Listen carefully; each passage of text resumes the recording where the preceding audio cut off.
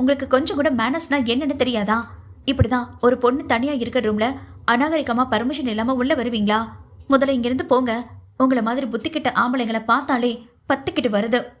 சுவாதியின் பேச்சில் முன்பு போன்ற கலகலப்பும் துடுக்குத்தனமும் எதுவுமின்றி அதற்கு மாறாக சோர்வும் வேதனையும் மட்டுமே பிரதிபலிப்பதை உணர்ந்து கொண்டவனுக்கு ஏதோ ஒன்று இவளுக்கு பெரிதாக நடந்தேறி இருக்கிறது என்று மட்டும் நன்றாக உணர முடிந்தது. சரி, உன்கிட்ட கேட்காம உள்ள வந்தது தப்புதான் தாயே, ஒத்துக்கிறேன். இப்ப அது முக்கியம் இல்ல. நீ ஏன் ஸ்வாதி இப்படி இருக்க?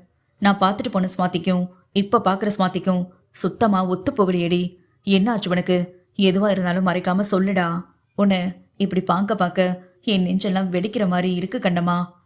அவள் கண்ணம் ஏந்தி தவிப்பாக கேட்டவனை ஏறெடுத்து பார்க்கும் துணிவில்லை அவளுக்கு. அவன் முகம் பார்க்க முடியாமல் கண்களை மூடிக்கொண்டவளின் இமைகளை தாண்டி வழிந்த கண்ணீர் அவள் கன்னத்தில் கோடு வரைந்தது.